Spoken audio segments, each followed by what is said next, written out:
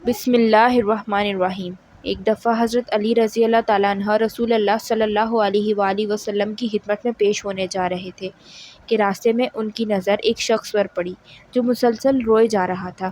حضرت علی شیر خدا نے اس بندے سے رونے کا سبب پوچھا تو اس نے بتایا کہ میں بہت ہی بڑا گناہ کر بیٹھا ہوں، مجھے اللہ تعالیٰ کے عذاب سے ڈر لگتا ہے، مجھے سمجھ نہیں آ رہی کہ میں کیا کروں، آپ حضور صلی اللہ علیہ وآلہ وسلم کی خدمت میں میری معافی کی سفارش فرما دیں۔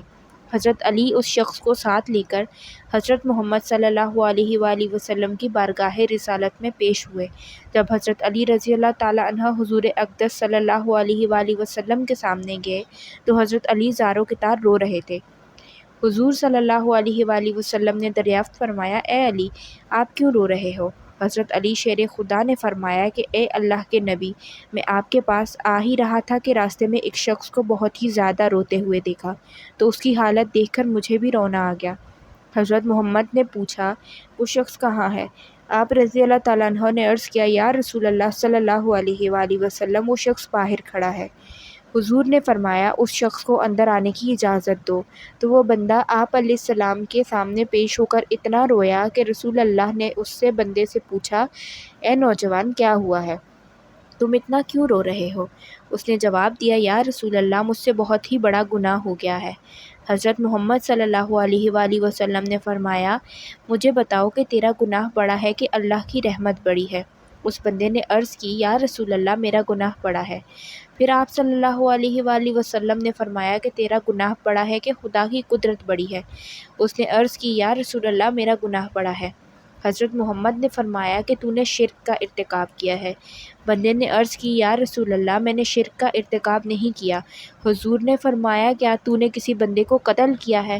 اس نے کہا، اے اللہ کے نبی، میں نے کسی کو بھی قتل نہیں کیا۔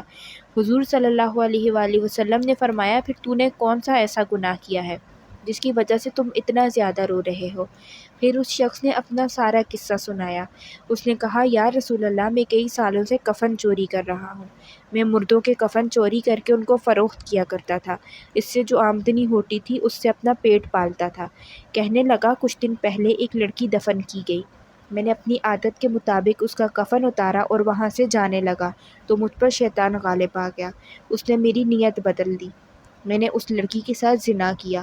جب میں زنا کر کے اٹھنے لگا تو میں نے ایک آواز سنی جیسے وہ لڑکی بول رہی ہے، اے بدبخت بندے، تو نے مجھے مردوں کے درمیان ننگا کیا، تو کل قیامت کے دن بدکاروں اور زانیوں میں تیرا شمار ہوگا، اللہ تجھے بھی سب کے سامنے ننگا کرے گا۔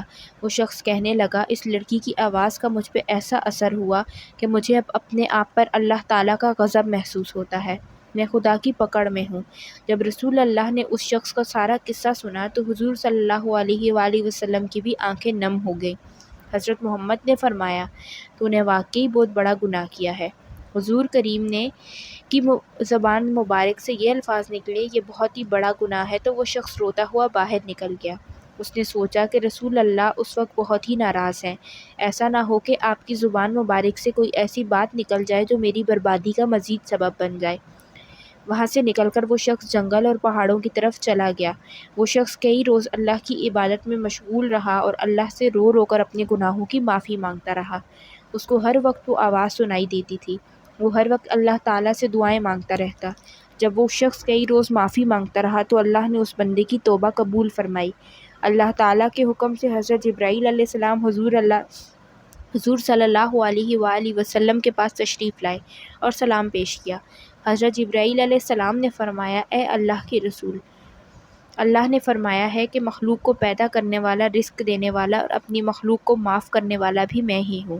تو حضرت جبرائیل علیہ السلام نے فرمایا کہ اللہ تعالیٰ نے فرمایا ہے، میں نے اس نوجوان کی توبہ کو قبول فرما لیا، میں نے اس کے سارے گناہوں کو معاف کر دیا۔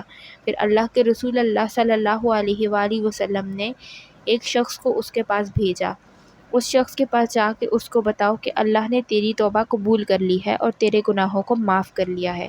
ویڈیو پسند آئے تو ویڈیو کو لائک کریں اور اپنے دوستوں کے ساتھ شیئر کریں، اور اگر چینل پر نئے ہیں تو چینل کو سبسکرائب کریں۔